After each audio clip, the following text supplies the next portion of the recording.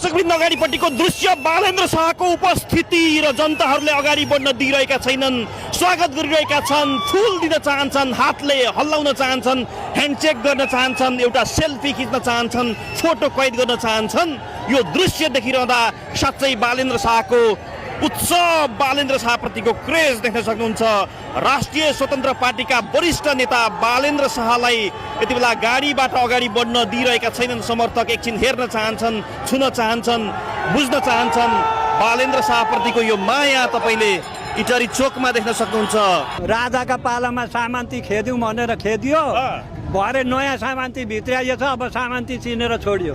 अब घन्टी बजाइन्छ, घन्टीमा भोट ध्याम ध्याम हान्ने हो सबैले। हो र? घन्टी छ। अनि कोही कोही त मासु भात ल्याम खान्छौ भन्छ। होइन, मासु भात खानेले खाउन्न, खान त पाइन्छ नि त। घन्टीले पनि खुवाउँछ कि? घन्टीले नि खुवाउँछ कि? चाहिँ खानु होला, भोट घन्टीमा ड्याम। भनेपछि घन्टीले चाहिँ खुवाउँदैन होला मासु भात कि खुवाउँछ?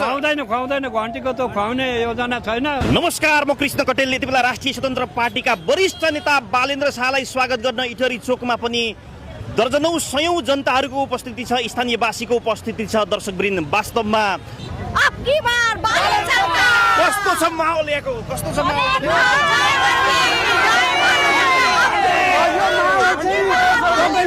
5 मिनटको उपस्थितिमा एकदमै यो भिड, यो धेरै 2-3 दिनदेखि प्रचार गरेको भिड होइन। हामी चाहिँ एकदम बालेन शाह हेर्नको लागि एकदम आतुर छौँ। यहाँ एकदम बालनजी आउँदै हुनुहुन्छ भनेर अघि यही हाम्रो अङ्कल पनि, सब भाइ बहिनी, उता हाम्रो दाइहरू सबै कन्सल्टेन्सी, हामी अफिसहरू सब बन्द गरेर आइरहेका छौँ। किन यस्तो?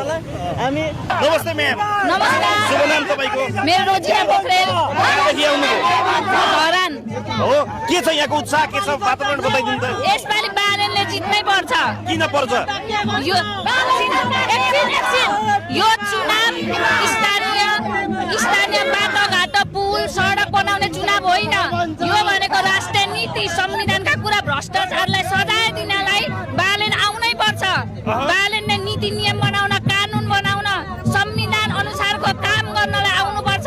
यो बाटोघाटो जनता हाम्रो बनिसक्यो। नेपाल भ्यू टावर बनाउनको लागि अन्य आए, तर अब भ्रष्टाचार अन्त्य बनाउन आउनुपर्छ, राष्ट्र निर्माण गर्न आउनुपर्छ, सबैलाई सजाय दिन आउनुपर्छ। पुराना दलले हामीले देखिसक्यौँ, अब नयाँले अवसर पाउनुपर्छ। दर्शकवृन्द, अगाडिपट्टिको दृश्य इटरीको वास्तवमै यो देशमा भदौ 23 र 24 गते जसरी जेनजी परिवर्तन भयो, जेनजी आन्दोलन भयो र नयाँ पुस्ताले एउटा क्रान्तिको उद्घोष गरेका छन् र ती क्रान्ति गर्ने युवाहरू, जेनजीका अधिकांशले राष्ट्रिय स्वतन्त्र पार्टी